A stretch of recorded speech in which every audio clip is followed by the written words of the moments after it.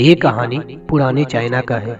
बहुत पहले पुराने चाइना में एक व्यक्ति रहा करता था जो सन्यासी हो जाना चाहता था, बस खो जाना चाहता था।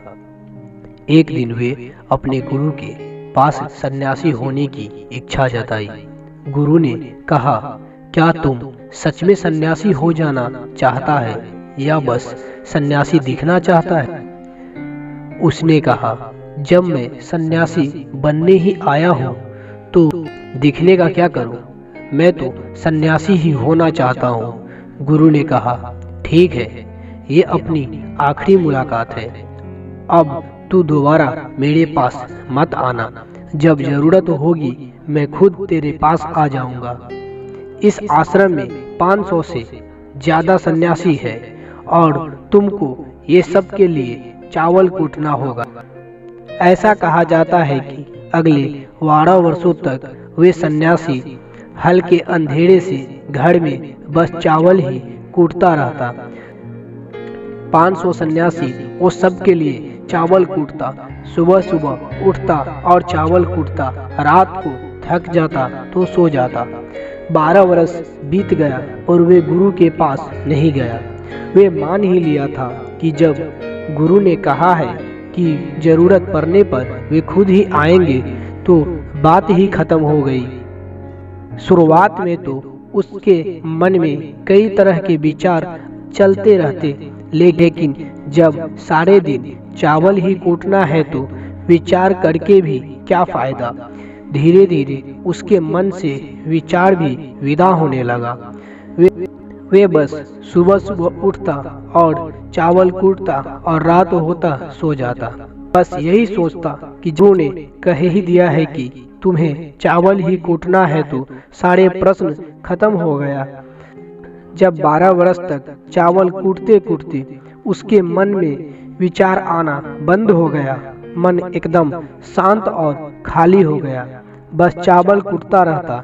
12 साल बाद गुरु ने घोषणा किया कि मेरे जाने का समय आ चुका है।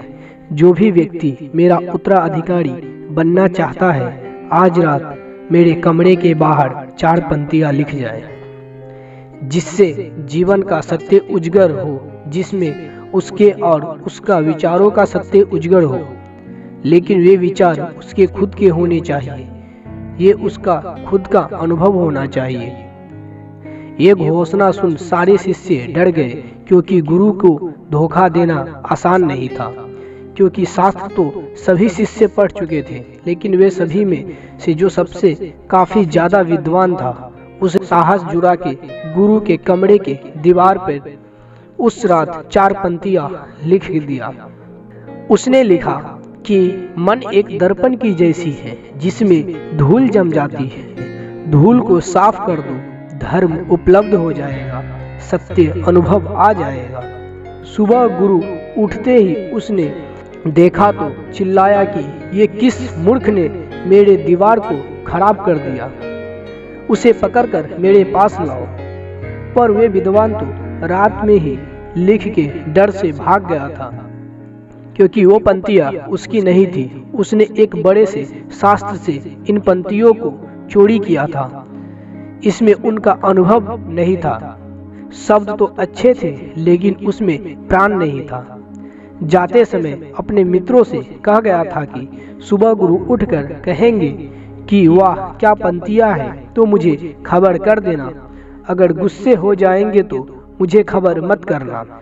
पूरा आश्रम चिंतित हो गया कि इतने सुंदर शब्द तो है, इस शब्द में क्या खराबी है। मन तो दर्पण की तरह ही है जिसमें धूल जम जाता है। शब्द के विचार का अनुभव की धूल जम जाता है। बस इतनी तो बात है। देखते हैं गुरु इससे अच्छा शब्द कहाँ से लेके आते हैं।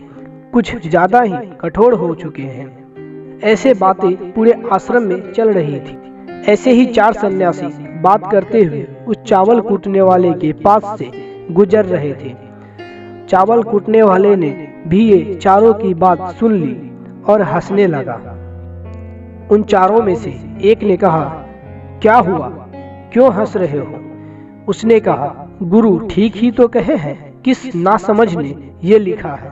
ये सुन के ये चारों कहा, तुम पिछले 12 वर्षों से बस चावल ही कूट रहे हो और हम शास्त्रों पर सर पटक पटक कर मर गए।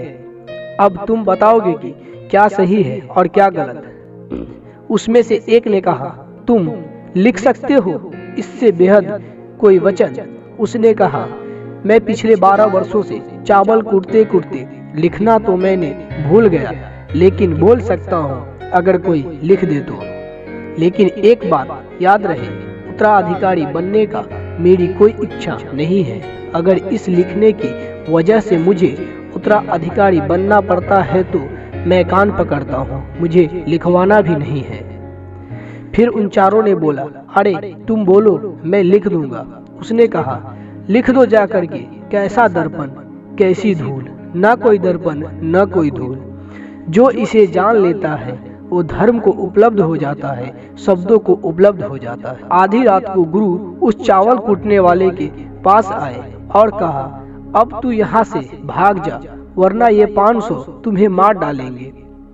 ये मेरा जोग ले, तू उत्तराधिकारी बनना चाहे या ना चाहे, इससे कोई फर्क नहीं पड़ता।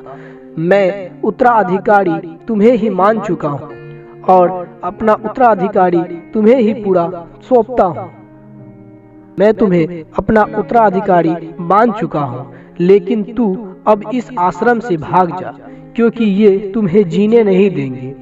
ये सब बर्दाश्त नहीं कर पाएंगे कि ये चावल कूटने वाला सत्य को उपलब्ध हो गया, उत्तम ज्ञान को उपलब्ध हो गया और ये शास्त्रों पे सर पीटते रह गए। इसलिए तू यहाँ से चला जा।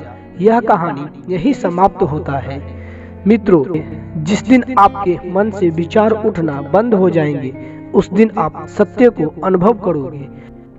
आप खुद को और इस ब्रह्मांड को समझ पाओ। यही बुद्ध प्राप्ति का पहला कदम है।